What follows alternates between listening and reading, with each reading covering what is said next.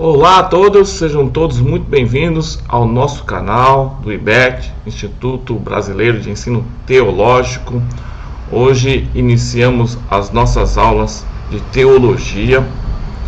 Nós nos propomos a repassar o conteúdo gravado das aulas do curso completo. Então nós vamos iniciar hoje as nossas aulas.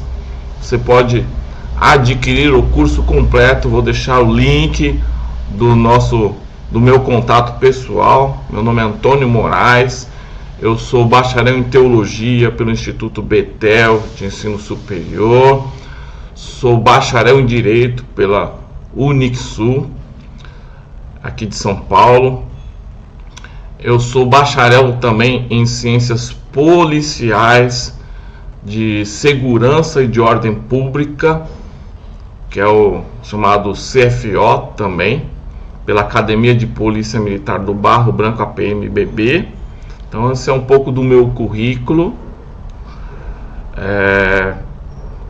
acadêmico, e nós vamos inaugurar hoje as nossas aulas de teologia. Vocês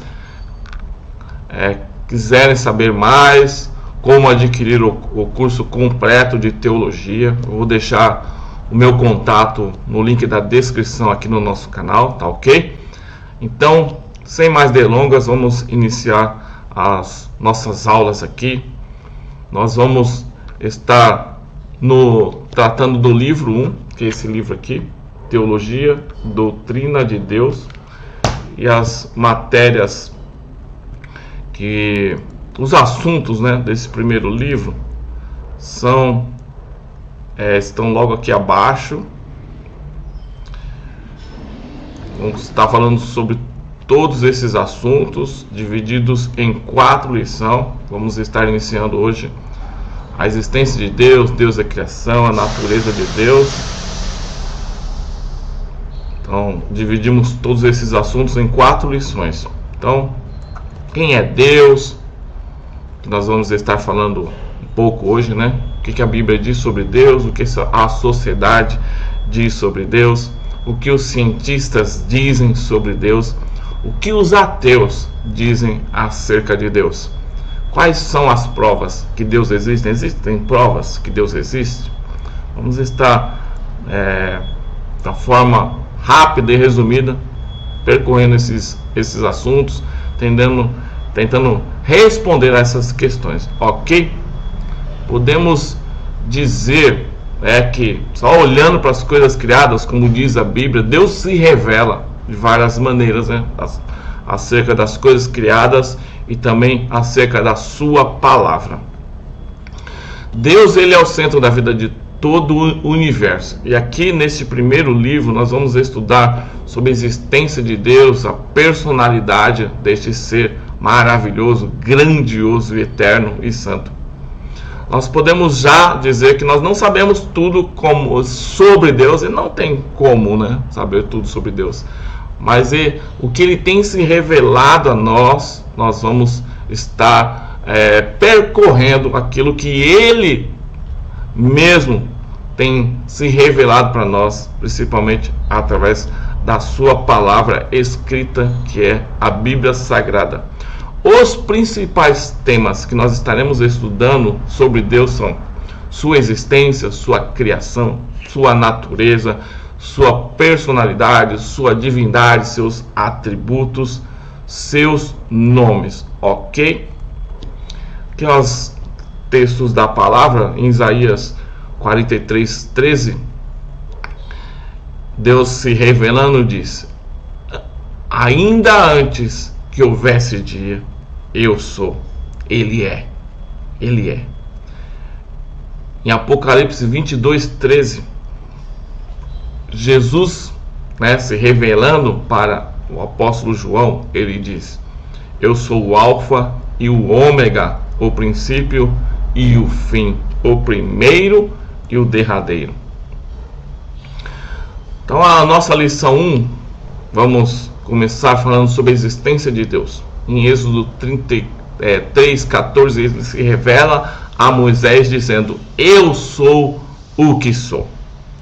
Ele é o único que é, na verdade. Só ele pode dizer que é realmente, porque ele é um ser eterno, que não foi criado por nenhum outro ser. É um ser que existe. Nós vamos estar falando mais sobre isso nas próprias aulas, né? Então, tudo vê existência que nós conhecemos a partir dele, e ele se existe, perdão, ele existe independente. Ele é o único que pode dizer que é, porque ele é o único que não foi criado por nada e por ninguém. Ele é a causa primária de todas as coisas, como diria Aristóteles, né? Causa causarium, causa de todas as causas, né? Então, na etimologia da palavra teologia, ela vem de duas palavras gregas, theos, né, que significa Deus, e logia, né, que procede do logos, né, estudo, tratado. Então, literalmente, teologia seria estudo ou doutrina acerca de Deus. E a teologia estuda, né, o que Deus, como Deus tem atuado, como Deus tem se revelado, como Deus tem agido no mundo, no universo, né, como ele tem se revelado para nós. Então nós vamos estudar, na verdade, como ele tem se revelado, como ele mesmo tem se revelado para a humanidade, a sua existência. Deus existe, podemos dizer que isso é um fato real, sua existência é algo incontestável, né? Vamos dizer assim, para nós que cremos. Eu aprendi uma frase uma vez que diz o seguinte: para quem não acredita em Deus, nenhuma explicação é suficiente. Agora, para quem acredita em Deus, nenhuma explicação é necessária. Ou você crê ou você não crê. Agora, para nós que cremos, nós estudamos, porque a própria palavra nos orienta a isso, a crescer na graça e no conhecimento de Deus, né? O meu povo perece porque lhe falta o conhecimento. Oséias capítulo 4, versículo 6. E a Bíblia, ela não se preocupa em provar a existência de Deus, mas já no seu início, nos seus primeiros versículos, ela nos mostra Deus se revelando para a humanidade como Criador de todas as coisas. E ele é o principal personagem em toda a criação do universo. Em Gênesis capítulo 1, versículo 1, nós lemos: no princípio criou Deus os céus e a terra. Então Deus, ele é autoexistente. Ele não existe porque a gente pensa ou porque a gente acredita nele. Independente de nós, ele existe. Porque ele é um ser eterno, ele é um ser imutável. A eternidade já é um dos seus atributos. Mas isso não quer dizer que Deus veio da eternidade, como alguns pensam. A Bíblia nos fala que Deus, ele é o próprio Pai da eternidade, né? Pai da eternidade, que é um dos nomes, né, falando de Jesus, né? E Jesus é Deus. Então Deus, né, além de ser um dos nomes de Jesus revelado na palavra, que ele seria chamado de Pai da eternidade, e Jesus sendo Deus, nós podemos atribuir, usar esse nome para Deus também como Pai da eternidade. Está acima da eternidade, está antes da eternidade, né? Se a gente pudesse dizer algo nesse sentido, né? O universo não comporta Deus. Então, como nós já dissemos, quem crê em Deus não precisa de provas de que ele exista. Quem não crê em Deus Nenhuma prova é suficiente. Não adianta apresentar provas para essa pessoa que ela não vai crer em Deus mesmo, né? Então, para que a pessoa possa crer, a pessoa precisa ter um encontro pessoal com Ele. Deus precisa se revelar pessoalmente para essa pessoa, mas a pessoa não quer ter esse encontro com Deus. Então Deus, Ele é como um cavalheiro, Ele não obriga ninguém a crer nele, mas para quem o busca, para quem tem sede de Deus, a palavra fala que Deus resiste aos soberbos, mas a um coração quebrantado e contrito Ele não despreza. Então você quer conhecer a Deus, tenha esse quebrantamento, essa vontade de conhecer a Deus, e com certeza Deus vai se revelar para você, ok? Deus sem um homem continua sendo Deus, e o homem sem Deus, o que ele será? Não é isso?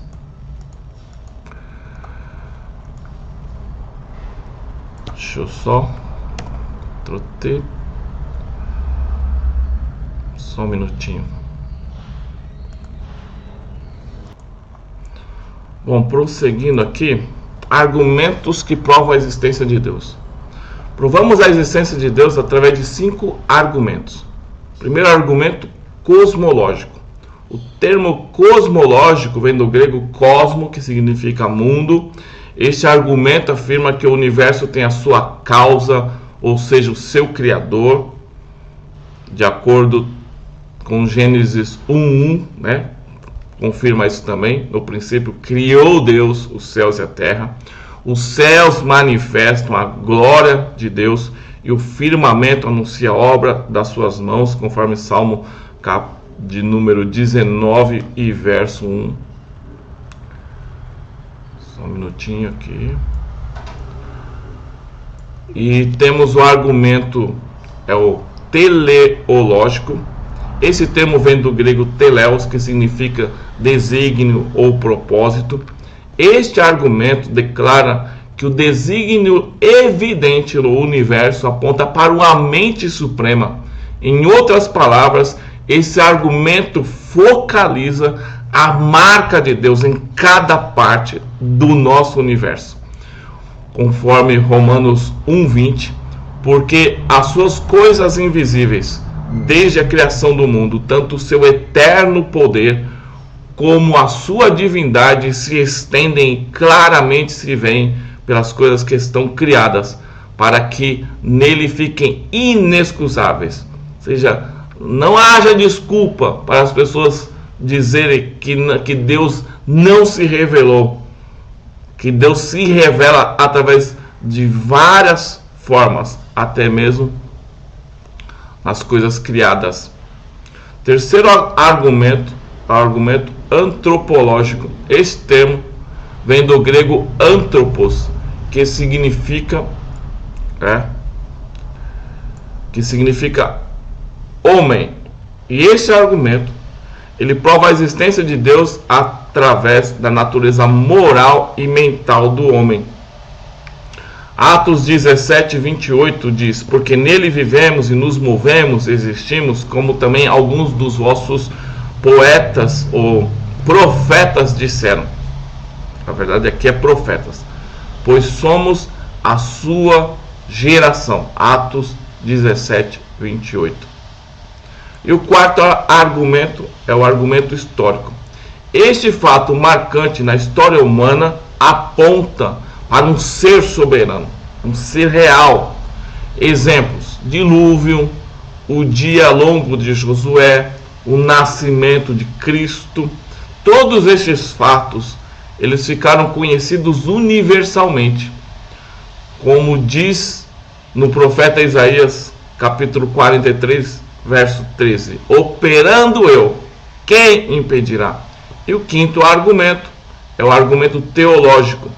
Este argumento prova a existência de Deus através da Bíblia, como Criador de todas as coisas, como nós já vimos em Gênesis 1:1. Então, a sua existência comprovada, corpo, alma e espírito, própria constituição tríplice do homem, né? O homem constituído de corpo, alma e espírito, prova a existência do seu Criador, porque nós nele existimos. Se Deus não existisse, evidentemente o homem também não existiria. O próprio cético, o ateu, quando ele se propõe a combater a existência divina, ele está simplesmente provando que Deus existe. Pois como se pode combater aquilo que não existe, né? Seria perda de tempo. Agora, a prova contemporânea.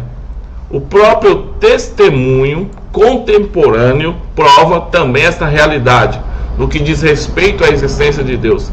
Recentemente, uma pesquisa mostrou que a maioria absoluta das pessoas humanas acredita em Deus. Deus existe?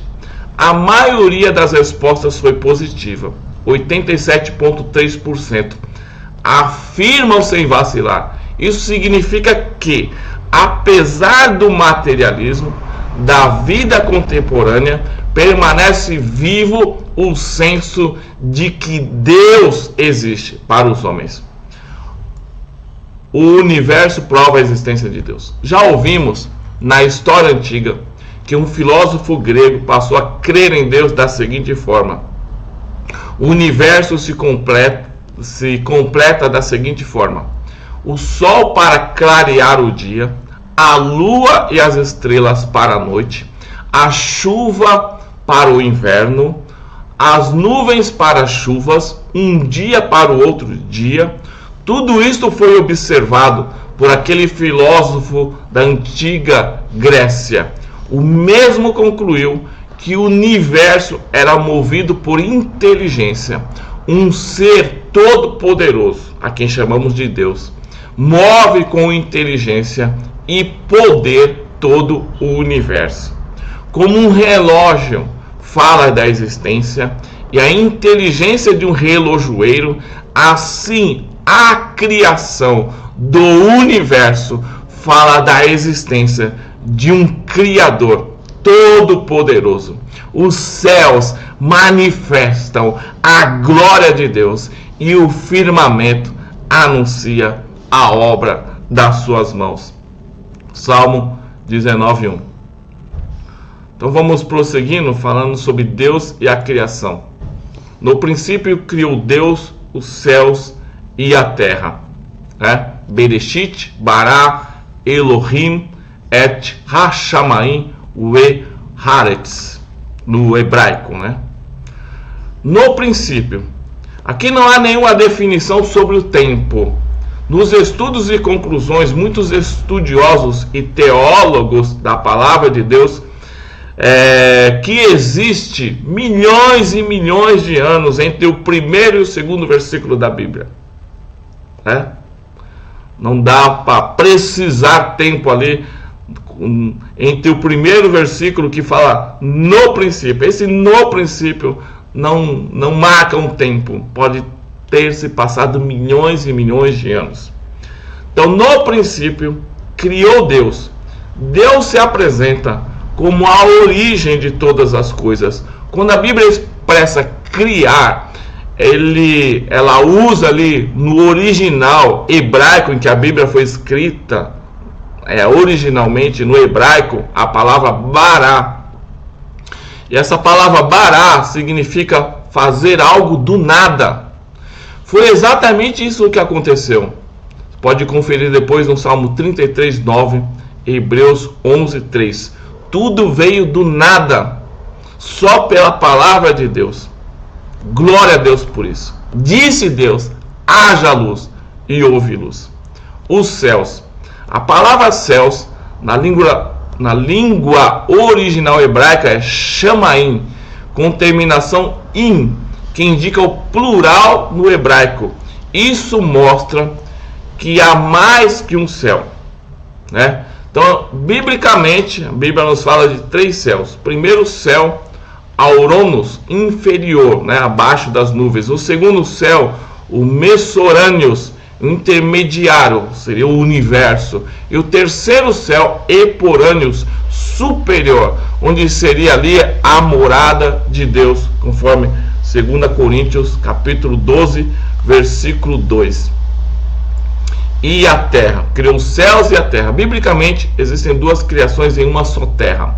A terra, a criação original e a criação restaurada. A terra original, a Bíblia menciona muito pouco sobre essa terra original. Esta criação original é chamada Jardim de Deus, conforme Ezequiel 28:13, que é diferente do Jardim do Éden em Gênesis 2:8. Possivelmente existia vida nesta criação, mas nós não sabemos que tipo de vida era essa. Muitos teólogos creem que era a vida dos seres angelicais, morada dos anjos, antiga morada de Lúcifer, né? Se baseia ali em Ezequiel 28, 12 e 13 e Isaías 14, 12 e 15. Algum tempo na história houve uma grande catástrofe que destruiu esta criação original, que foi a rebelião de Lúcifer, né? Conforme lemos em 2 Pedro 3:5. Não se deve confundir esta catástrofe aqui com o dilúvio. Após o dilúvio, não houve necessidade de Deus restaurar nada, porém a terra ficou caótica, sem forma e vazia. E toda a vida, seja vegetal ou animal, foi destruída. Uma observação, isso aqui é uma teoria, né? Apenas uma teoria. E a Bíblia não revela a causa desta catástrofe. Para os cientistas, esta catástrofe foi um grande meteoro que caiu sobre a Terra há milhões de anos atrás. Para os teólogos, esta catástrofe é uma coincidência com a queda de Lúcifer, que caiu do céu para a terra. Conforme Isaías 14, de 12 a 14, Ezequiel 28, de 11 a 17. Porque ele era um querubim que caiu do céu como raio, conforme Lucas 10, 18, com milhares dos seus anjos. Apocalipse 12, 4. A Bíblia fala que ele, quando caiu, atraiu a terça parte dos anjos com ele. Então, a terra restaurada. A Bíblia não revela nada após a catástrofe, até a restauração da terra. Mas a Bíblia menciona que Deus começou a agir com o poder da sua palavra, conforme Gênesis 1, 3 e Hebreus 11, 3. Agora Deus restaura toda a terra daquela catástrofe que, segundo essa teoria, foi da queda de Lúcifer à terra. Então vejamos agora como foi feita essa restauração, que levou 6 dias, chamado os dias da criação. No primeiro dia disse Deus: haja luz, e houve luz. Gênesis 1, 3. Esta luz aqui não é a luz do sol, como muitos pensam. O sol, ele foi feito no 4º dia da criação. Versículo 14. Esta luz é chamada de luz cósmica, luz natural dos astros. Deus viu que essa luz era boa. Verso 4. Na qual Deus fez separação entre esta luz e as trevas. Deus chamou a luz dia e as trevas chamou noite. Segundo dia, e disse Deus: haja uma expansão no meio das águas e haja separação entre águas e águas. Deus criou a expansão céus e fez separação entre águas e águas, rios e oceanos, pelo qual hoje existe os 3 oceanos, 7 mares e milhares de rios. Todas essas grandezas foram feitas pelo poder da palavra de Deus. Verso 6, Hebreus 11, 1. Terceiro dia, disse Deus: produz a terra erva verde, que dê semente, árvore frutífera, que dê fruto segundo a sua espécie, cuja semente esteja nela sobre a terra. E assim foi. Após estas palavras de Deus, no mesmo momento, a terra produziu ervas, árvores, plantas, flores, segundo a sua espécie.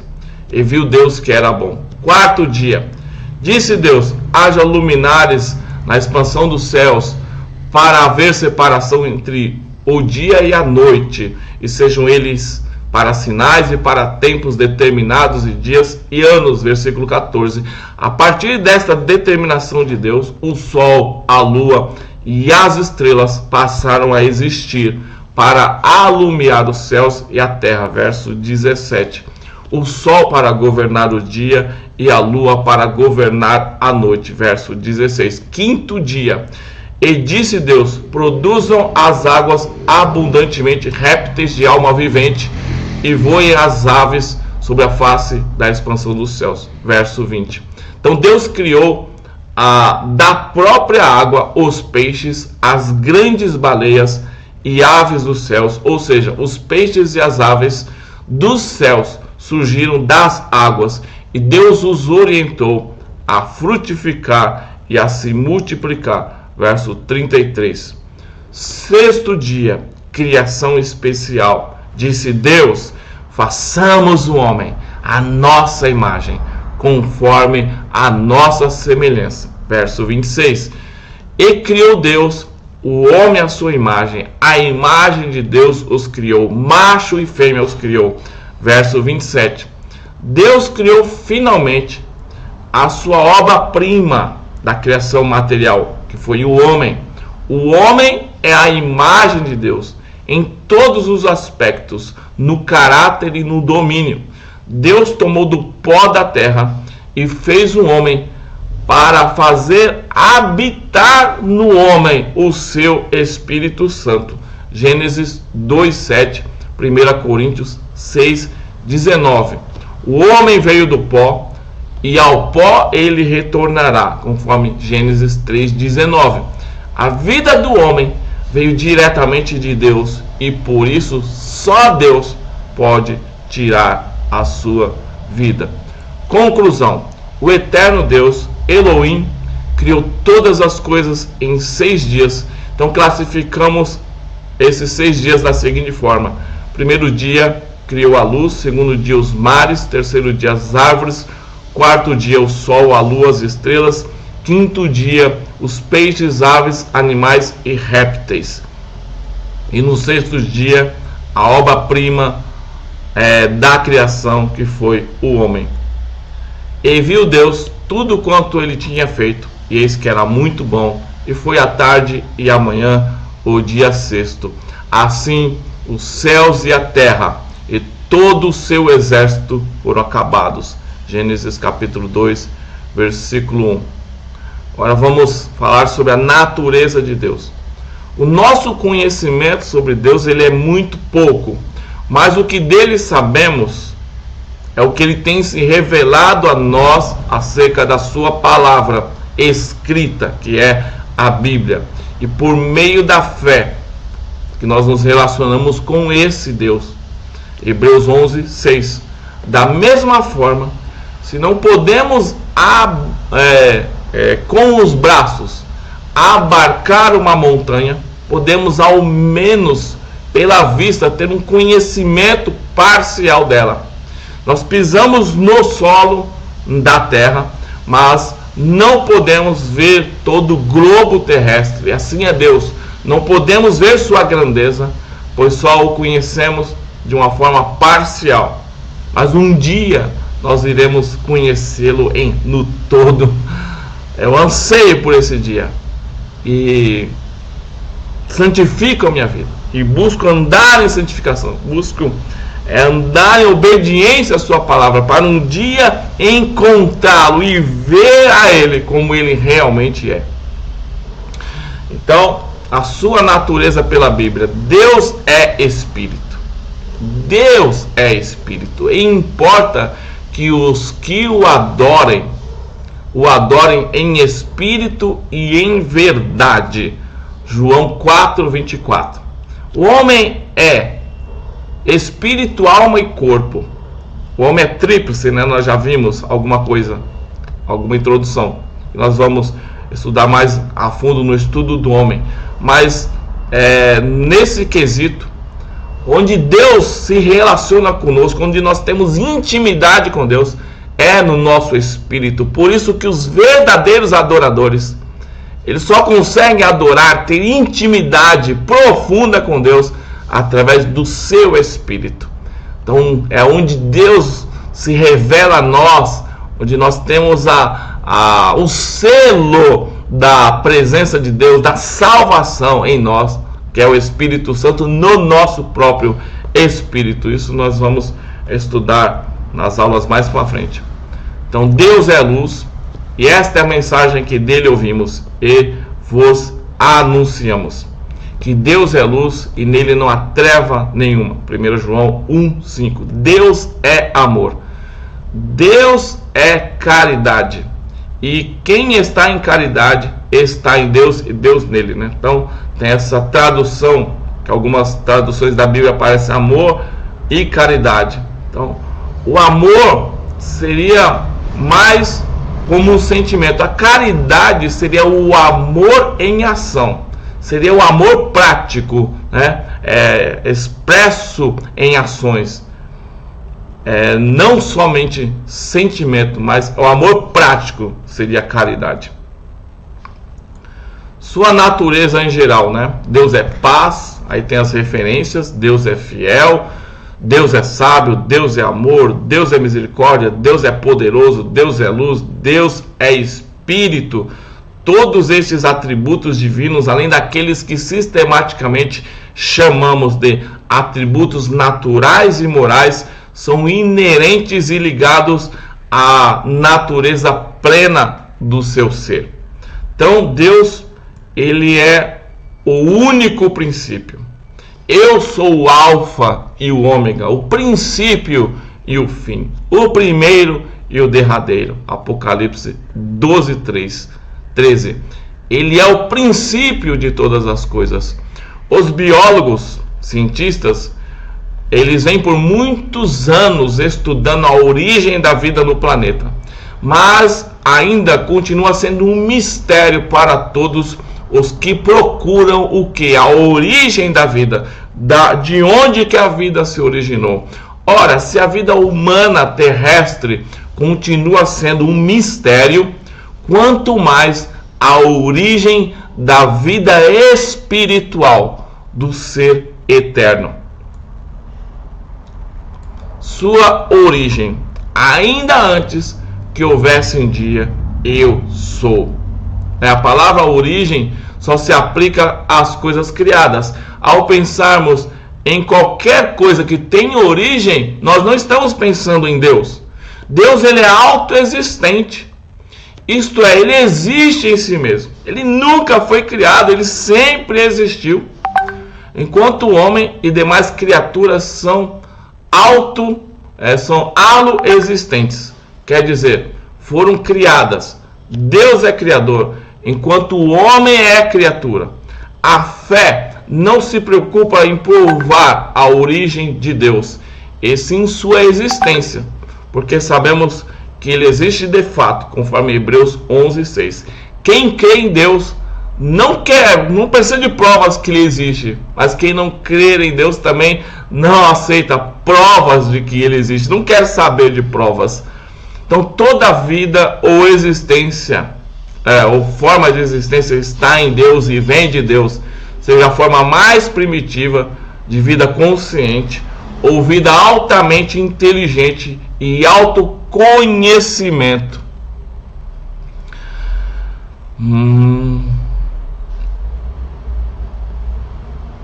E altamente inteligente e autoconhecimento de um serafim ou de outro ser angelical. Nenhuma criatura tem vida em si, porque toda vida é dom de Deus. De modo inverso, a vida de Deus não é de outrem, né? Se houvesse outro do qual Deus pudesse receber o dom da vida, ou qualquer dom, esse outro é quem seria de fato Deus. Então, Deus não provém de ninguém, ele é autoexistente em si mesmo. Então, nós terminamos aqui a lição 1 e Aguardem que esta semana nós iremos repassar para vocês a lição 2, começando sobre a personalidade de Deus, ok? Vou deixar o meu contato no link da descrição deste vídeo. Se vocês quiserem adquirir o curso, né, completo de teologia, básico, médio, bacharel, então vocês entrem em contato comigo no link que eu vou deixar na descrição para ter mais detalhes, tirar dúvida. Podem colocar dúvidas nos comentários do vídeo e assim que possível eu estarei respondendo, tá bom? Então Deus abençoe a todos, fiquem com Deus, glória a Deus, permaneçam firmes, né, nesse estudo, que eu acredito que será uma bênção para todos vocês que se dispuserem a aprender mais sobre as coisas de Deus, ok? Deus abençoe, fiquem todos com Deus, amém.